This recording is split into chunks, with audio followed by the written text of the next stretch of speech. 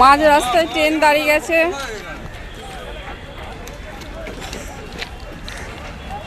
শিয়ালদা যাচ্ছিলাম মাকে নিয়ে ডাক্তার দেখাতে, কিন্তু ট্রেনের এরকম অবস্থা, সবাই হেঁটে হেঁটে যাচ্ছে অর্ধেক রাস্তায়। শিয়ালদা ঢোকার থেকে এখন অনেক দেরি আছে। এরকম ট্রেনের দুর্ভোগ কি বলবো তোমাদের, ভাবলাম আমি এটা ভিডিও বানিয়ে নিই তোমাদের সঙ্গে শেয়ার করি। সব মানুষ হেঁটে হেঁটে যাচ্ছে এই লাইনের উপর দিয়ে, কোনো ট্রেনই আর যাচ্ছে না।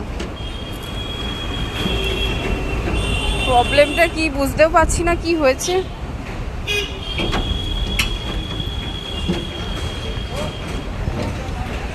সব দাঁড়িয়ে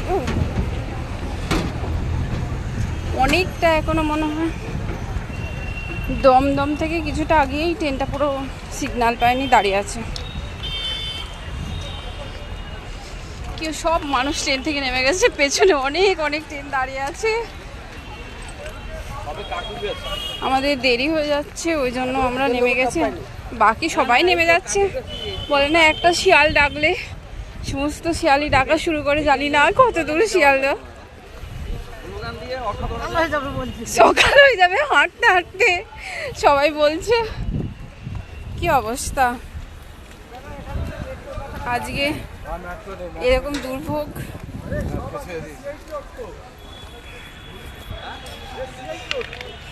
কি হয়েছে ব্যাপারটাও জানা যাচ্ছে না, কি হয়েছে, কেন ট্রেনটা সিগন্যাল পায়নি না কি হয়েছে।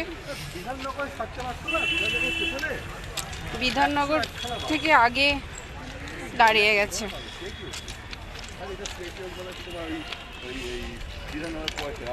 দেখে দেখে চলো, সাবধানে। কি দুর্ভোগ, কি দুর্ভোগ আজকের দিনে মাকে নিয়ে এইভাবে কষ্ট করে যেতে হচ্ছে। না না, ফুলবাগান কাছে না এখান থেকে। ফুলবাগান আরে অটো ভাড়া পেয়ে যাবে। ওই ওই অটোগুলো দাঁড়িয়েছে ওই গুজরাট থেকে, তুমি অটো ধরে নাও না, বাঁ দিকে ঘুরলেই গুজরাট, ওই নিচ থেকে অটো ধরে নাও। ফুলবাগান বেলেঘাটা পেয়ে যাবে। আর বলুন,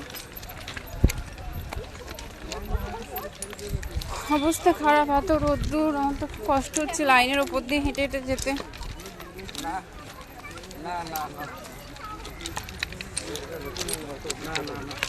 দেখে দেখে চলো মা।